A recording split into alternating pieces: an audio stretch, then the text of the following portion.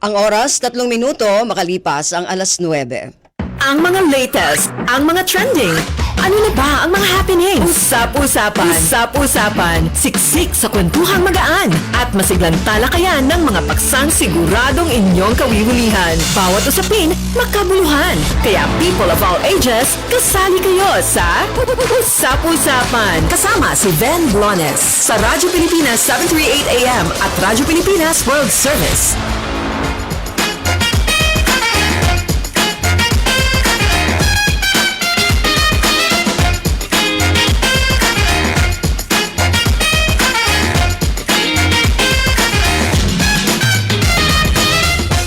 Magandang umaga po muli sa ating mga tagapakinig. Welcome po muli sa ating programang Usap-Usapan. Ngayon pong araw na ito ng Sabado hanggang mamayang alas 10 na umaga po tayo magkakasama-sama. At syempre napapakinggan po tayo sa ating himpilan sa Radyo Pilipinas 738 kHz sa inyong mga radyo sa AM band. At sabayan po tayong napapanood sa ating FB live streaming ng RP1. Napapakinggan din po tayo sa ating overseas radio, ang Radyo Pilipinas World Service, gayon din sa FB page ng ating overseas radio. Ako po si Ven Blones at marami po tayong pag-uusapan ngayong umaga. At una dito sa first half ng ating programa, naku, yung atin po kasing ibang mga kababayan, meron po silang mga ari-arian, may mga property. Pero kung minsan, hindi naman sinasadya, meron po silang kakulangan ng kaalaman, no? Dun sa kanilang responsibilidad sa ating gobyerno. Kaya kung minsan, nagkakaroon sila ng mga violation nang hindi naman nila talaga sinasadya. Kaya ito po yung ating pag-uusapan sa unang half ng ating programa at syempre bonus po yung amnestia, no, yung estate tax amnesty na kamakailan po ay naisagawa na rin. At sa second half po na ating programa, dahil katatapos lamang po ng ating All Saints Day, medyo maiiba naman po yung ating pag-uusapan at mahirap-hirap din, ano? Ito naman ay tungkol doon sa reincarnation. Nako, mga rebirth, no, na tinatawag. Yan ang ating pag-uusapan sa second half ng ating program. In the meantime, dito muna tayo sa ating unang bahagi. Nako, at nasa linya na po natin ngayon. Makakasama natin via Zoom. Nako, maraming salamat. Alam ko napaka-busy po nitong ating official na ito. Pero sasamahan niya po tayo ngayong umaga via Zoom. Walang iba po kundi ang Commissioner ng Bureau of Internal Revenue o ng BIR, si Attorney Romeo Lumagi Jr. Sir, magandang umaga po.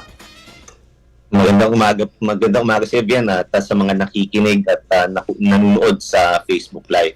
Okay. Naku sir, akala ko yung kausap ko parang artista.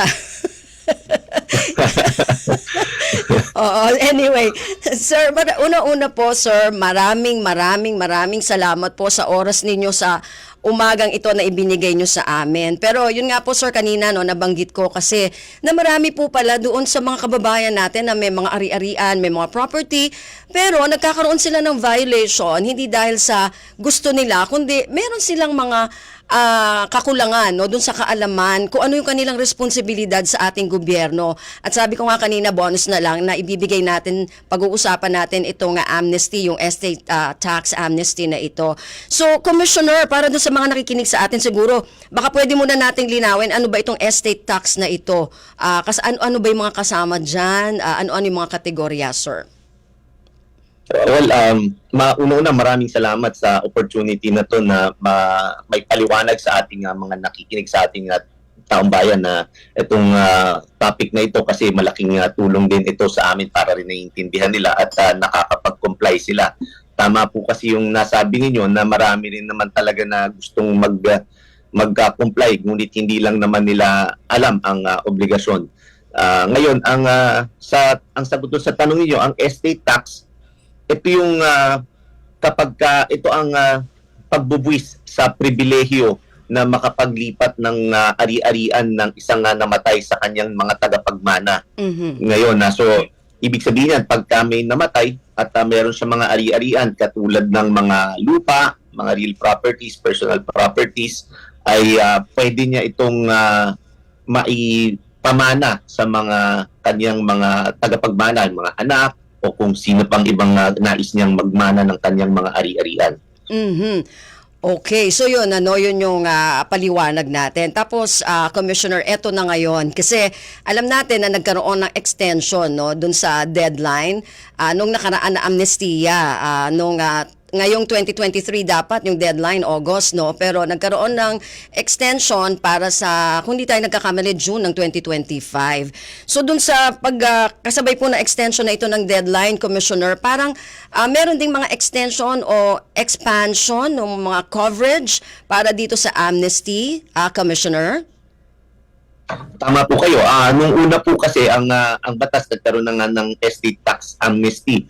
Ang ibig pong sabihin yan ay yung mga ari-arian ng namatay na mga matagal na at hindi nila nagawa na mailipat at makapagbayad ng buwis sa sa mga properties na ito ay mawawala na yung mga penalties niyan kapag mag-avail ng amnesty. So yung unang period niyan, nung unang naipasa ang batas ay hanggang hanggang June 14, 2023 yung huling extension na naibigay. Ngayon nagpasa ng batas, yung bago nating batas ng amnesty ay in-extend ito hanggang June 14, 2025. So yan yung bago nating coverage. So meaning from June 15, 2023, available pa po yan hanggang June 14, 2025.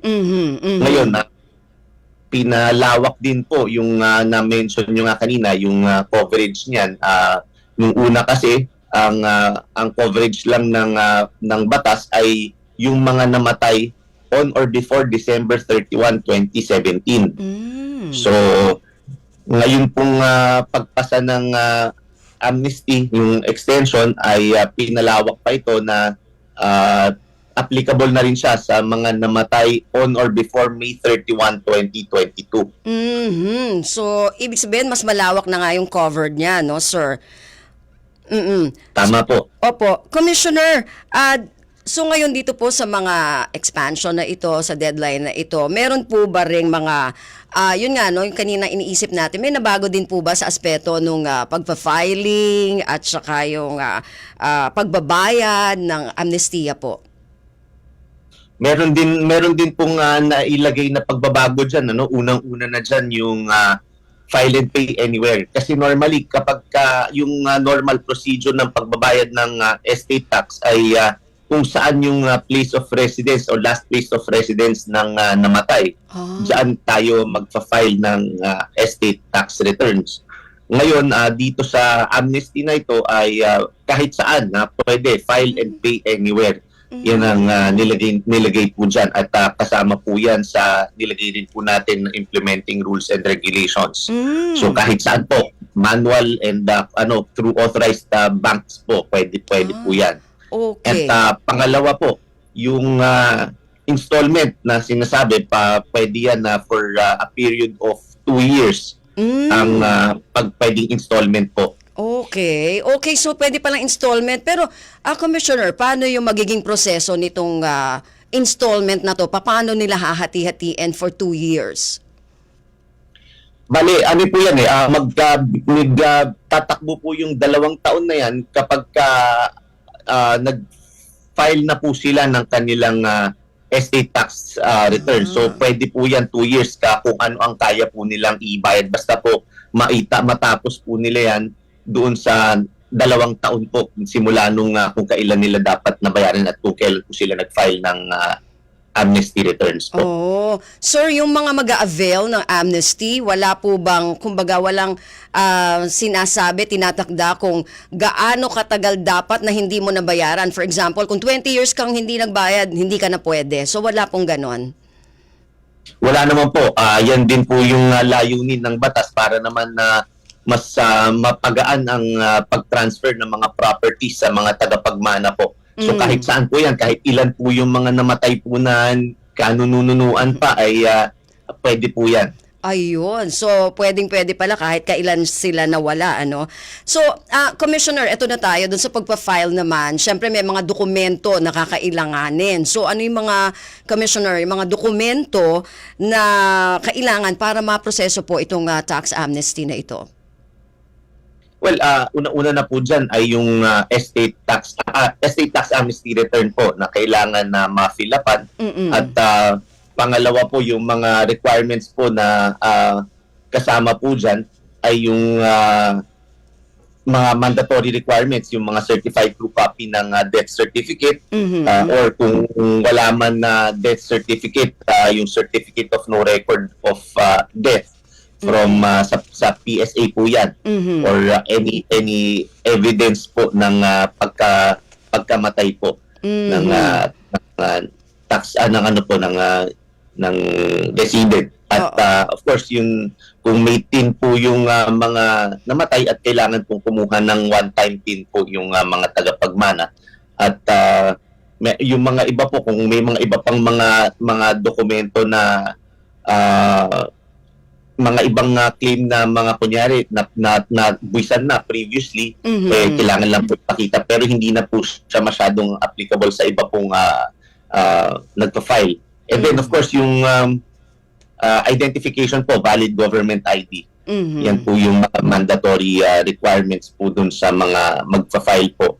And mga iba po, kunyari, may mga real properties involved. Of course, may separate documentary requirements din po yan na kailangan isubmit, katulad ng certified true copy ng mga titulo po. Okay. Kailangan po maipakita po yan. Commissioner, meron lang po ritong tanong. Kung halimbawa daw po, yung isang namatay na binata ay kasama pa rin ang pangalan dun sa titulo ng isang property na ipinamana sa kanilang magkakapatid, kailangan pa rin po bang isama itong binata na namatay na sa mga maghahati sakaling kukuha daw po ng amnestiya yung mga buhay pang heirs para sa kanilang property? Well, pagka mga ganyan, kailangan lang din bayaran yung portion niya at kailangan mai-report lang din. Kasi kung tutusin, kapag maraming mga transfers or maraming nangyari na pong mana. So kung kunyari, namatay yung unang, yung unang magulang, tapos nandun pa yung isang anak. Na namatay na rin. Pangalawa, so dalawang transfer po yan dapat. Pero para mas magaan po, iisa lang na estate tax amnesty return ang kailangan gawin at kailangan i-fill up. Pero yung pagko-compute po niyan ng 6% ay kasama po yun. Kasama pero isang pa rin. proseso na lang po gagawin yan. So kasama pa rin po yung namatay, ganun po, Commissioner? Kasama pa rin po yung pangalawang namatay. Kasi di ba minsan, kapag nagmana yung dun sa unang namatay, yung magulang, kunyari ang magulang ang unang namatay, tapos yung may titulo ka na kailangan malipat dun sa mga anak, pero namatay na rin subsequently yung isang tagapagmana, ay pagdadaanan pa rin yun pagdating sa computation ng estate tax. Pero iisang proseso lang po ang gagawin. Ayun. So, imbis na, kunwari, kung 4 na yung namatay doon sa kanilang property, isang na lang. Kasi kung walang amnesty, Commissioner, i-correct po rin yung ako kung mali Kung walang amnesty, yung 4 ay 4 din ang gagawin. Tama ba yun? Pero ito dahil isa na lang. Tama po. Kaya po mas pinadali at yan po yung kasama rin po sa amnesty para naman na mas mapabilis ang pag-transfer ng mga ari-arian. Ayun. Naku, so talagang pinadali pala. Kasi, Commissioner, balita natin pati dun sa mga dokumento Parang mas pinaikli na rin. Tama ba? Mas pinakonti na rin yung hinihingi? Well, tama po. Yung originally kasi, hindi kayo avail ng o makakapagbayad ng estate tax kung wala ang kumpletong documentation. Yes. Katulad ng paano na settle ang estate. Kunyari, kailangan dyan yung ipakita yung extrajudicial settlement of estate. Minsan dyan nagkakaaway-away at nagkakatalo-talo at hindi na nagkakaproblema dahil wala pa ring extrajudicial settlement of estate na tinatawag. So, hindi kayo makakapag-file at makakapagbayad kung Ayun. wala itong extrajudicial settlement of estate na to. Importanteng dokumento ito. Ngunit dito sa ating estate tax amnesty ay pwede na po kayong mag-file at makapagbayad ng estate tax kahit wala pa itong extrajudicial settlement na ito. Oh. Pero kailangan pa rin po yan na ibigay dahil kasi hihingin din yan ng Register of Deeds kung paano. Kasi ultimately kailangan din Yes. malaman kung paano na ipaghati-hati o na pagparte-parte ng mga tagapagmana yung mga ari-arian ng namatay. Ayun. Ayun, nako, napunta na tayo sa tanungan portion. Pero kasi estate property din ito, estate tax din ito mga tinatanong. Ito naman galing kay Heidi Dacumo, sabi niya, good morning po. Kasama po ba sa amnesty yung mga nagbabayad pa lang sa mga housing and resettlement office? Paano po kung hindi nabayaran ang na-award mula nung nag-pandemic daw po, Commissioner? Paano daw po yun? At medyo hindi ko alam kung ano yung iba pang detalye ng tanong niya. No? Ano yun, namatay habang nagbabayad? Ganun ba yung ano? Ayun nga. Ayun. So, Ma'am Heidi, medyo malabo po kay Commissioner. Baka kailangan pa ng maraming detalye po nitong inyong tanong. So, siguro, mamaya, babanggitin natin kung saan kayo pwedeng magpadala no, ng inyong mga katanungan. In the meantime, Commissioner, itatanong lang ulit natin, ano, kasi itong amnesty na ito, parang ilang beses na rin tayo nagbibigay nitong amnesty na ito, Commissioner. Ano? So, bakit ba kailangan natin, Commissioner, na magkaroon ng mga ganitong klaseng amnesty? Well, una-una kasi malaking tulong yan sa ating ekonomiya dahil nga ang nangyayari ka dyan, hindi maibenta ang mga ari-arian na nakapangalan pa doon sa mga ninuno kasi ang hirap isettle ng estate dahil nga nakapangalan pa yung mga properties na yan sa mga namatay na. So, malaking problema at malaking issue sa mga bentahan ng lupa kung marami ang namatay dahil mahirap ang magiging proseso at malaki ang penalties. Kaya naman, pangalawang tulong na binibigay nitong estate tax ay para mapagaan din ang yung pagbabayad ng buwis. Kasi minsan yung mga iba napakatagal nang namatay at hindi nila naasikaso.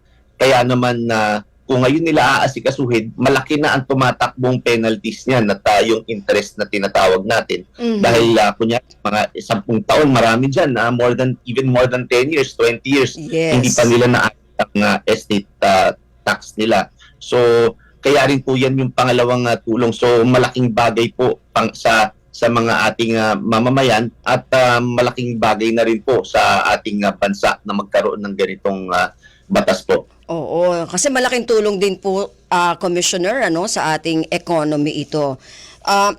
Commissioner, kumustahin lang natin yung mga nag-avail ng mga naunang amnesty. Kumusta po?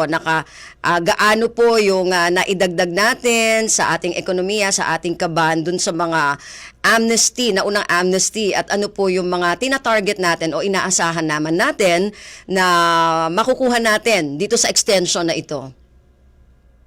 Well, malaking yung base sa ating mga datos na availment doon sa estate tax amnesty, malaki po ang naging turnout din po niyan. Marami ang nag-file at malaki-laki rin po ang aming nakolekta dyan sa estate tax amnesty. As to kung magkano yan exactly, ay wala po, hindi ko lang po dala-dala ngayon yung exact figures. Pero malaki po at substantial po ang nakuha po dyan. Ngayon, dito sa extension naman ay inaasahan din natin na malaki-laki pa rin po kasi inaasahan po namin na baka marami pa po ang hindi nag-a-avail. Kaya importante rin po ang itong ganitong public information at dissemination ng information na ito na merong estate tax amnesty para naman makapag-avail ang ating mga kababayan at malaman din nila na may obligasyon pa ang kapag ganyan para makuha nila ang properties ng kanilang mga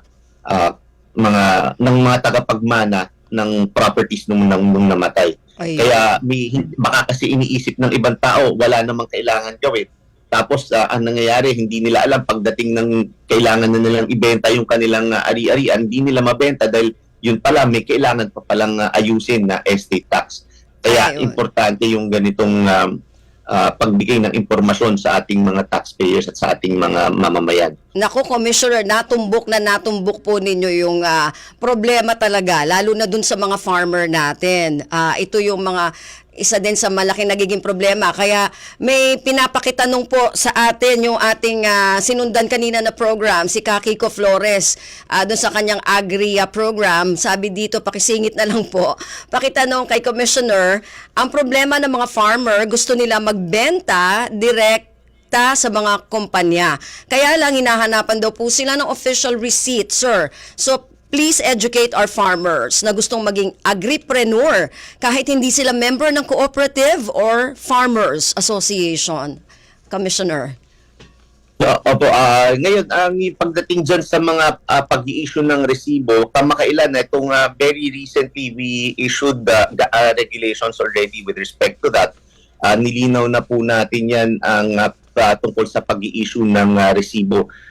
Meron tayong mga inexempt na mga farmers na hindi na kinakailangan mag-issue ng resibo dahil naiintindihan naman natin na may mga farmers na maliliit at meron din naman ng mga farmers na malalaki ang operations kaya hindi natin din kayang totally exempt ang lahat ng farmers sa pag-i-issue ng resibo.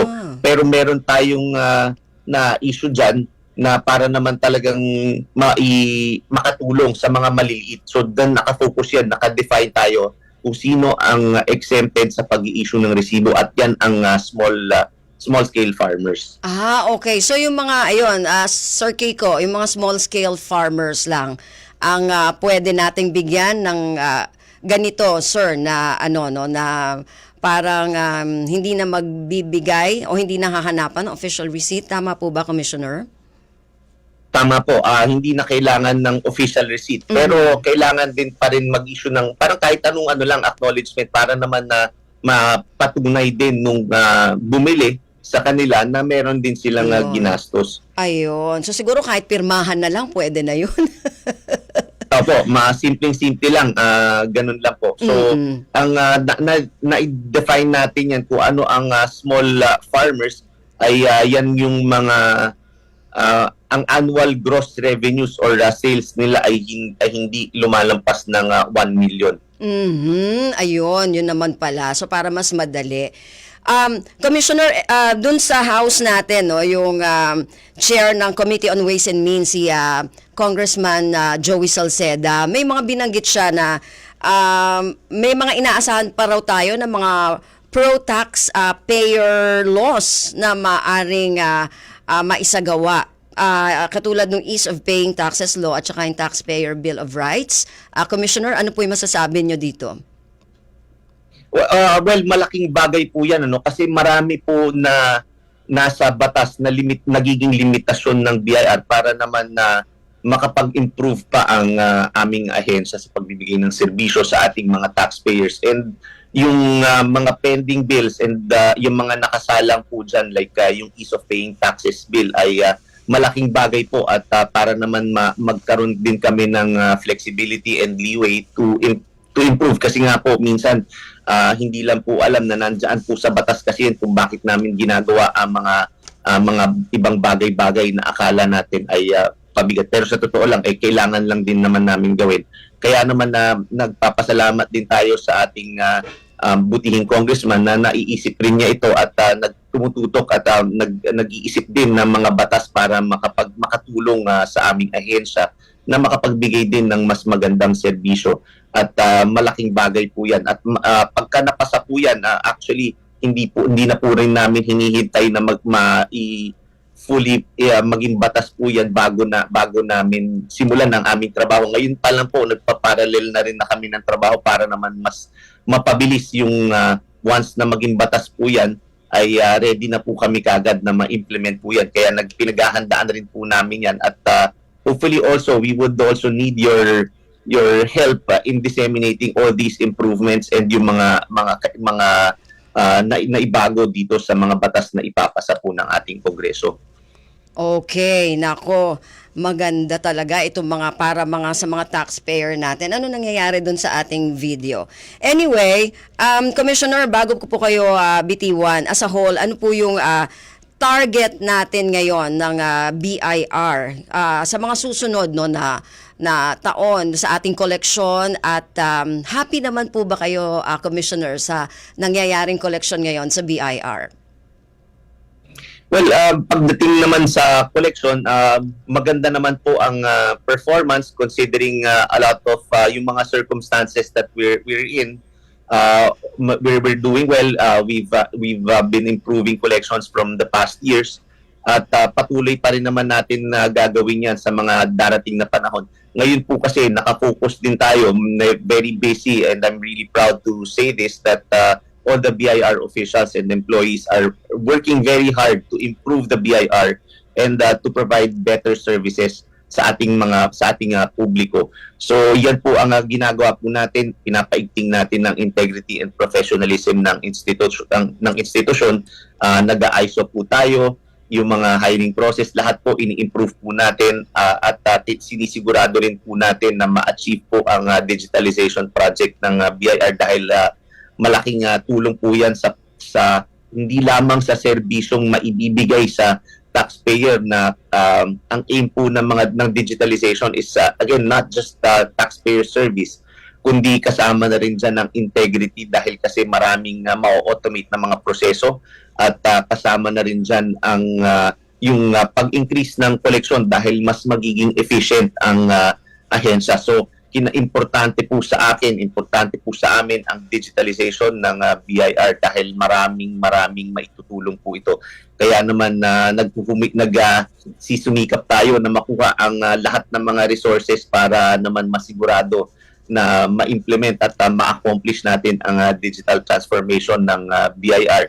At partly also kasi nga importante rin sa atin ang integrity and professionalism kaya nakatutok rin tayo sa pag-alis ng mga tiwalik sa ating ahensya at kasakakibat din dyan ay ginagawa rin natin na maghahabol ng mga sindikato at ang mga involved sa mga illicit trades dahil kasi kung hindi natin hahabulin yan ay hindi nale-level yung playing field at kawawa yung mga taxpayers na nagko-comply sa ating batas at nagbabayad ng tamang buwis. Kaya naman we are also aggressive against illicit trades at itong mga talagang alam natin na tax evaders katulad ng mga nagbebenta ng mga peking resibo at mga bumibili ng mga peking resibo. At again, itong mga to nakatutok rin kami, magsasampa kami ng kaso at tuloy-patuloy ang aming assessment dito sa mga involved ng mga fake receipts at itong mga sindikatong ito at makakaasa kayo na lahat ito ginagawa namin para naman ma-improve ang koleksyon at makatulong tayo sa pagpondo ng mga kinakailangang pondo ng ating gobyerno para maibalik na serbisyo sa ating mamamayan at pag-unlad ng ating bayan. So kaakibat ninyo ang BIR sa pag-unlad ng ating ahensya. Hindi kalaban ng BIR kasi minsan may mentality na kalaban ng BIR at very antagonistic ang approach. Kaya naman ito yung makikita natin, itong holistic approach natin ay gusto natin na mapagaan ang buhay ng mga compliant taxpayers at matigil ang mga illegal na ginagawa ng mga taxpayers. Ayun, oo. Naku, siguro sir hanggang tenga ang smile, yung paggangiti ng mga ano natin ngayon, yung mga may real property o yung mga may estate, mga magbabayad ng kanilang mga estate tax ngayon dahil sa mga binanggit ninyo. At saka sir, talagang nakita ko naman kayo, no, na sinusubaybayan natin yung mga paglaban nyo, pagre-raid ninyo, pagsalakay ninyo sa mga sindikato, like yung mga vape products, no, na kailan lang din ay talagang sinalakay po ninyo, kasama kayo doon sa mga nagsalakay na yon. Kaya nako, sir, saludo kami sa inyo at sa buong BIR sa ginagawa po ninyo na ito para dun sa ating mga taxpayer at sa mga kababayan natin. So, maraming salamat po, Commissioner. Napakaganda ng ating mga pinag-usapan. Pero kung sakali po yung mga nakikinig sa atin na meron pa, ang dami pa po kasing tanong dito sa atin. So, saan po ba sila pwedeng magtanong, sir, kung meron sila mga kailangan malaman, lalo na dito sa estate tax amnesty na ito? Well, meron tayong telepono, no? Or pwede rin dito sa chatbot natin, bumisita lang sa aming website at makikita natin dyan si Revy. Maraming pwedeng tanong po dyan. Ayan din, ini-improve din natin ang ating call center para naman lahat ng mga tawag ninyo ay masagot namin. Just please bear with us dahil kasi syempre maraming birth pains at maraming kinakailangan gawin. Pero sisiguraduhin natin na ma-accomplish natin yan. At meron din, pwede rin na bumisita sa mga district offices namin at pwedeng dyan din na magtanong para naman mas personal na nakakausap ninyo ang aming mga officials. Okay, naku, may tumatawag. Anyway, maraming salamat po, Commissioner.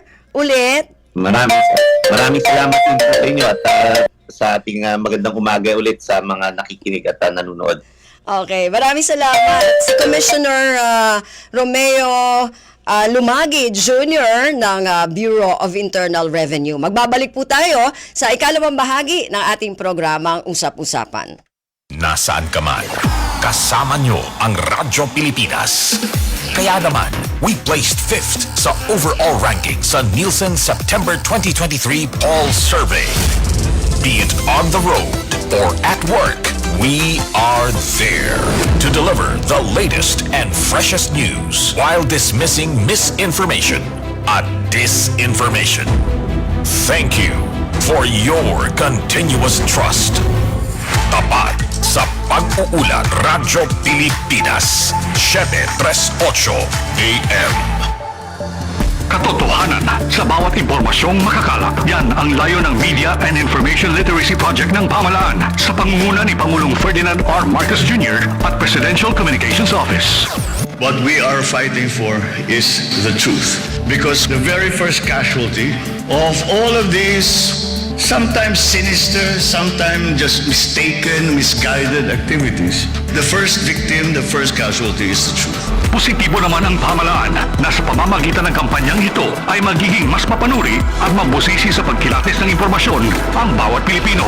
We will help them, but people have to learn to be able to discern for themselves what is real and what is not, what is propaganda, what is fact, what is data, and what is speculation.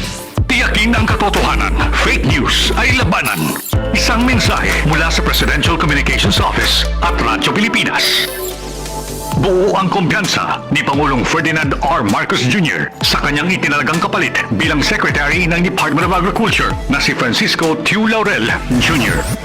We have found somebody who understands very well the problems that agriculture is facing. The reason for the timing is that now we are confident, Secretary Kiko and I are confident that we have a fair understanding, a good understanding of what it is that needs to be done.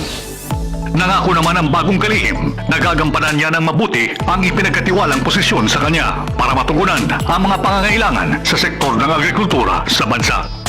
Malapit sa puso ko ang mga kapatid nating magsasaka at mangingisda dahil personal kong natunghayan ang mga hirap at pangarap nila. Asahan po ninyong laging bukas ang aking tanggapan para sa inyong lahat. Handa akong makinig at makatrabaho kayo. Higit sa lahat, ako ay handa na magtrabaho para sa inyo. Para sa iba pang mga balita at impormasyon, manatiling nakatutok. Tapat sa pag-uulat, Radyo Pilipinas. Mga kwentong nakakatuwa. Mga usaping kapupulutan ng aral. Usap-usapan. Kasama si Ven Blones sa Radyo Pilipinas 738 AM at Radyo Pilipinas World Service.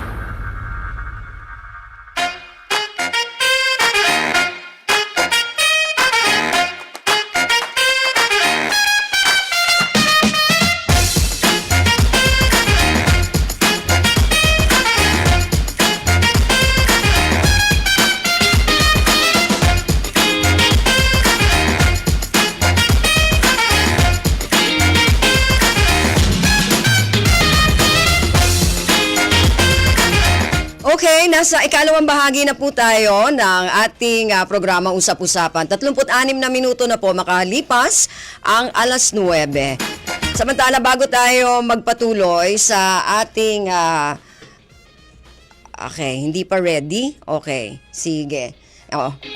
Akala ko kasi meron tayong report pero hindi pa yata ready.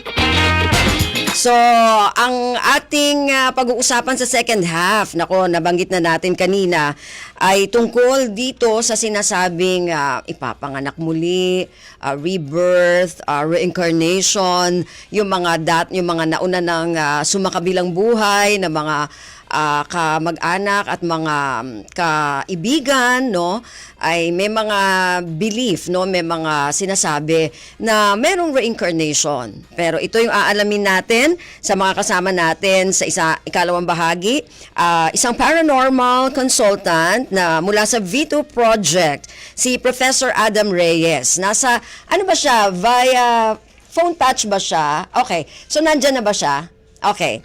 Sir Adam, maganda umaga po. Hello, good morning. Okay, naku, matagal tayong hindi nagkausap, Sir Adam, ano? Indeed, last year was 2019. Oo. 2019 pa pala yon. Pero iba yung pinag-usapan natin doon, no? Tungkol dun sa investigation nyo naman sa mga ghost, di ba? Natatandaan ko pa. So ito naman ngayon, as Prof, ay pag-uusapan naman natin kasi maraming mga paniniwala, belief, no, na meron tayong pagkabuhay muli sa sabi nila sa ibang realm o yung ating soul, yun yung reincarnation na sinasabi nila. Sa inyo bang mga pagsasaliksik dyan sa inyong V2 project, Professor Adam, meron ba kayong mga na-encounter na mga cases na pwedeng magturo talaga papunta dito sa sa ating tinatawag na reincarnation? Locally, wala pang fully documented case. Pero internationally, there have been several documented cases. Ang mahirap kasi sa reincarnation is masalimuot yung proseso to be able to identify. Kasi halimbawa, after the age of 4, nagda-develop yung kung tawagin yung creative aspect ng brain ng isang tao. So, due to this creative aspect, kung minsan, yung mga ibang tao na nag-claim reincarnated sila is a mixture of different creative thoughts. However, merong mga na-encounter internationally, no, na mga bata before the age of 4 na naituro nila kung saan sila nakalibing nung past life. And they had very clear and consistent memories. Due to yung neuroscience of child development, yung mga detalye na binigay ng mga batang ito could not have been fabricated. Okay. Because they occur before the age of 4. Okay, okay. So karaniwan na sinasabi natin ay galing sa mga bata na nagsasabi Yes, yung na mga sila established. Oo, kasi may mga detalye na sinasabi sila na magtataka ka dahil bata pa lang sila, ba't alam na nila yon? Parang ganun ba Correct. yon? Okay. Correct. Naku, Prof, saglit na saglit lang ha. May isisingit lang tayo dito na report. Tapos babalikan kita, Professor Adam. Meron muna tayong report dito mula sa Kamara. Handa na para pakinggan ang mensahe ni Japanese Prime Minister Kishida Fumio sa isang special joint session. Ang detalye ng balitang ito mula kay Kathleen Forbes. Radyo Pilipinas. Radyo Pilipinas. Report. Okay, Kathleen. Yes, formal na nga binuksan ng Kamara ngayong araw itong special session nila. Si Deputy Speaker Aurelio Gonzales ang nangunan sa pagbubukas ng special session, salig na rin sa Section 87 ng Rules of House. Ang special session na ito ay paghahanda para doon sa isasagawang joint special session naman kasama ang Senado para nga tanggapin itong si Japanese Prime Minister Fumio Kishida. Kabuang 171 na mambabatas ang present sa special section. Bago ito ay kanilang inaprubahan at tinanggap yung Senate Concurrent Resolution 15 para nga imbitahan ang Japanese Prime Minister na humarap sa Kongreso ng Pilipinas at magtalumpati. Tinalaga naman sina Representatives Aurelio Gonzales Jr., Manuel Dalipe, Marcelino Libanan, Maria Rachel Arenas at Elizalde Co para ipahatid ang naturang imbitasyon sa parte ng Kamara para nga dito sa Japanese Prime Minister. At kanila ring inaprubahan itong House Concurrent Resolution number 17 o yung resolution nga na sa mag-aaproba para sa special session o joint special session ng dalawang kapulungan. Inaasahan na magbabalik ang joint session na ito pagsapit ng alas 10 ng umaga. Ito si Kathleen Forbes para sa Radyo Pilipinas. Okay, maraming salamat, Kathleen. Samantala, mula din sa Senado, pinagtibay din ang isang resolusyon para imbitahan si Japanese Prime Minister Kishida Fumio sa gagawing joint session ng Senado at Kamara. Ngayong umaga, nasa linya natin si Nympha Asuncion. Radyo Pilipinas. Radyo Pilipinas. Report. Nagsagawa ang Senate Special Session ngayong araw ng Sabado para sa gagawing pagtanggap ng Kongreso ng Pilipinas kay Japanese Prime Minister Kishida Fumio ngayong alas 11 ng umaga. 17 na senador ang present dito sa special session kung saan 6 ang physically present habang yung 11 ay virtually present. Kabilang sa mga physically present na mga senador ay Senador Lito Lapid, Senador Robin Padilla, Senador Francis Tolentino, Senador Mark Villar, Senate President Juan Miguel Zubiri at Senate Majority Leader Joel Villanueva. Sa isinagawang sesyon ay inaprubahan ng Senado ang Senate Resolution 851 para mag-reconvene ng Senate session. Gayon din ang Senate Concurrent Resolution number 15 para imbitahan si Japanese Prime Minister Kishida Fumio na i-address ang Kongreso para sa isang joint session ng Philippine Congress at ang House Concurrent Resolution number 17 para sa pagsasagawa ng joint special session ng Senado at Kamara mamaya. Ayon kay Senate President Zubiri, ginawa nila itong pag-imbita kay Japanese Prime Minister Kishida noong April 2023 nang binisita ng Senate delegation ang Tokyo noong April 2023. Inimbitahan daw nila ang Japan dahil ang bansang ito ay isa sa mga closest friend ng Pilipinas at sila rin ang nagbibigay ng pinakamataas na ODA sa Pilipinas at marami ring kumpanya ng Japan na nandito sa ating bansa. Nagpapasalamat naman si Senate President Zubiri sa pagtanggap ni Prime Minister Kishida ng kanilang imbitasyon. Mamaya pagkatapos ang gagawing speech ni Prime Minister Kishida sa sa joint special session ng Kongreso ay magkakaroon ng lunch ang mga mambabatas kasama ang Prime Minister. Muli ito si Nympha Asuncion para sa Radyo Pilipinas.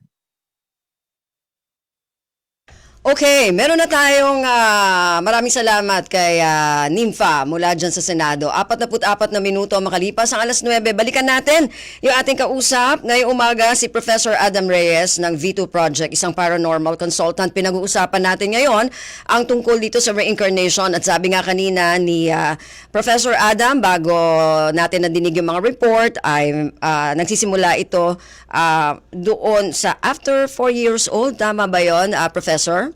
No. Pwede mo lang siyang i-confirm na talagang reincarnated kapag below the age of 4. Below the age. Okay. Yes. So after 4 years old pala, medyo hindi na kasi ano yun, may mga nakikita na rin kasi, no? Natututunan yung bata. Yung bata. Okay. Kumbaga nagkakaroon sila ng ability to form associations. Halimbawa, to form the idea of a unicorn, you need to have yung concept of a horse with a horn. Yeah. So yung cerebral ability to form associations starts at more or less the age of 4 onward. So kapag ang isang bata nagsabi, halimbawa, dito ako nilibing nung nakaraang buhay ko, tapos makakapagbigay siya ng detalye, below the age of 4, ibang usapan yun. Pero kasi usually yung pag may mga bata na hindi pa masyadong alam yung mga ibang words, ano, kung below 4. So paano natin madidistinguish? Paano natin malalaman? Doon ngayon papasok yung paranormal consultant kasi our duty, our obligation as paranormal investigators and analysts is to be able to interpret kasi napakalaking bagay sa mundo ng paranormal, yung tinatawag na communication.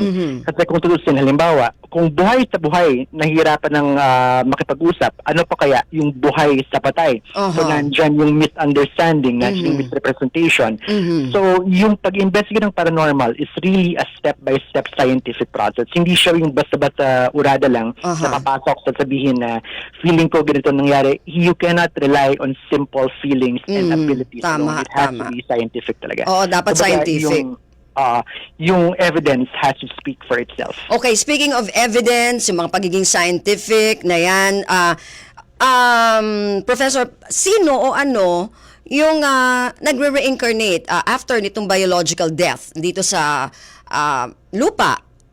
Ang unang-unang nakikita namin, no, yung mga documented talaga na cases of reincarnation are those na hindi nabigyan ng chance na mabuhay. Halimbawa, yung mga aborted na mga bata or yung mga bata na namatay at child, kumbaga on the day they were born, ang nakikita namin is they are given another chance to live life. And then another beautiful thing na nakikita namin is that there are some cases na halimbawa, merong mga tao na they lived full and happy lives. But after going to the afterlife, halimbawa, naisipan nila na I want to reincarnate again. I want to live my life again. Sabihin natin na I want to meet my partner earlier in life. They can choose to incarnate and give life a second chance. So, ngayon, ang magiging tanong, kapag nasa langit ka na, are you going to choose to go back to all of this hustle and bustle? But there are things which transcend that. If you want to give life another go, there's nothing which will stop you. Okay, pero Professor Adam, ang gusto kong malaman, kasi di ba sinasabi natin, nagre-reincarnate tayo, yung ating soul, yung spirit natin, ganyan. So, ano ba talaga? Spirit, soul, ano ba talaga yung nagre-reincarnate?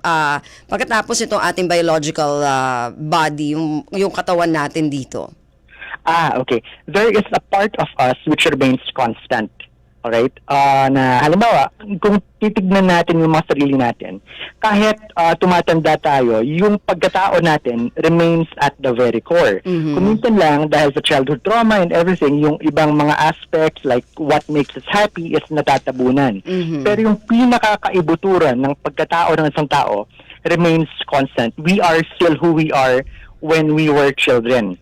So this core of who we are, who we are, is what continues and what goes forth.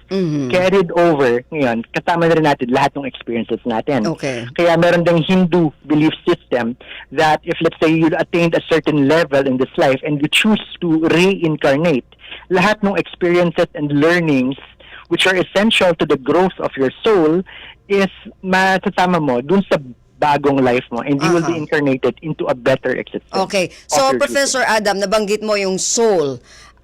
Kasi dapat mapatunayan muna natin na meron talagang soul para magkaroon ng reincarnation. So, meron ba mga cases tayo na pinag-aralan nyo ng V2 project na tumutugon nga na meron talagang soul? Yes, actually, yun yung pinakamaganda, no, pagdating sa scientific investigation of the paranormal.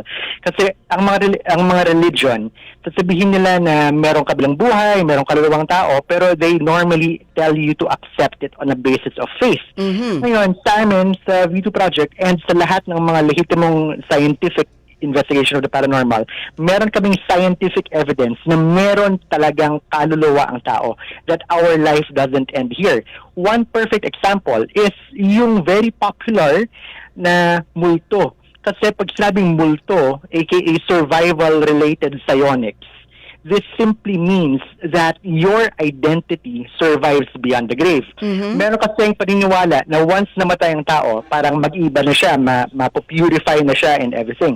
Pero the case, the evidence doesn't show that. Ang nakikita namin is kung sino ka, kung sino yung kaibuturan ng pagkatao mo, if you strip away all gender, physical attributes and everything, who you are as a human being inside your heart, inside kung yung pinakapagkatao mo, this is what continues to exist.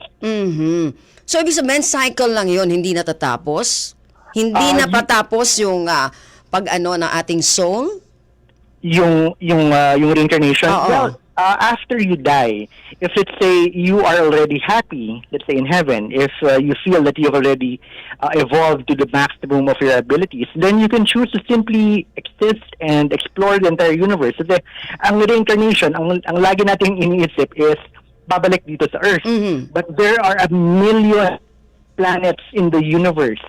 So, you can actually choose to try out another existence elsewhere. Kumaga, ang usapin lang kasi ng reincarnation so far has been focused on this planet, but we are not the only habitable planet in the entire universe. So, Professor, So, pwede there- pala ako mag-reincarnate sa Jupiter pag gusto ko. That would be very... O sa that iba would be pang very galaxy. challenging. Yes, most probably ibang galaxy kasi yung sa Jupiter, it's more of a gaseous planet. Eh kung ano lang naman, sa bagay, baka malay mo makapag-adapt ka doon. Yes, hopefully sometime in the future. Okay. So, ganun pala. So, hindi lang yung rebirth mo o yung reincarnation ay pwede rin sa ibang part ng kung saan man, hindi lang dito sa Earth. Based doon sa inyong mga ginagawang studies o pagre-research. So, Professor, may mga cases, sabi mo kanina, ano-ano yung mga cases na ito na nakita ninyo na nagtuturo talaga doon sa reincarnation? Most of these cases have actually been international studies, no, by different groups. So dito sa Philippines, kulang pa yung equipment natin to be able to document all of these cases. But one famous case, for example, is the incarnation of Peter Proud. And then there have other been documented cases by the international paranormal associations worldwide, which actually point to very, very plausible cases of reincarnation. However, what they did note is this. Ang pinakamahalaga na malaman ng taong bayan pagdating sa reincarnation is hindi porket alam natin na pwede tayong magkaroon ng panibagong buhay is automatically we are going to give up on this life. Ang important dyan kasi is kung ano yung magiging level of evolution natin ngayon, dala-dala natin yan. And merong tinatawag na halimbawa, if let's say merong isang tao na ayaw na niya sa buhay dito. Tapos, kumbaga nag-suicide siya. Halimbawa, dahil, kumbaga, sa isip niya is, anyway, mag-reincarnate naman ako. It's not that simple. Kasi if you commit suicide, for example, lahat ng mga masama or, kumbaga, nakakasakit na ginawa mo dito sa buhay na to are going to have a ripple effect on everyone in your life. So, the moment you step into the other side, ang magiging tanong is, kaya mo bang patawarin yung sarili mo? Knowing that you caused so much pain. And if you say no, na halimbawa, if you find yourself in a situation na kumbaga hindi mo mapatawad yung sarili mo, you are going to condemn yourself to hell. And this will prevent reincarnation. Kasi nandun yung guilt eh. You will not be able to free your soul. So, ang important na maintindihan ng mga listeners natin is hindi porket may reincarnation is automatically mag-give up ka na sa buhay. No. Okay. The more you have to fight on. Naku, Professor Adam, baka siguro mag-part 2 tayo kung okay lang sa'yo kasi marami pa tayong hindi na i-discuss. Kaso wala na tayong oras. So, tatawagan ka namin ulit Professor Adam. Okay, sure. Okay. Definitely. Okay, sige. Maraming salamat, Professor, sa oras mo. Si Professor Adam Reyes, Paranormal Consultant, V2 Project. Ayan, napag-aralan natin, napag-usapan natin ng konti itong tungkol sa reincarnation. Pero hopefully, kung pwede pa naman siya, next week may part 2 tayo. So maraming salamat sa mga nakasama natin sa technical side, kay Rolly Bumatayo, kay Joy Timidan sa ating production side, kay Bea Gaza de Guzman, at kay Erwin Peñano. So maraming salamat din po sa ating mga naging panauhin, sa ating mga naging tagapakinig at naging tagapanood sa ating FB live streaming hanggang sa susunod na edisyon na ating programa Usap-Usapan. Ako po si Ven Blones, ang tabayana ng kalipunan ng mga balita sa inyo sa ilang sandali sa pamamagitan na ating kasama na si AJ Ignacio. Maganda umaga po.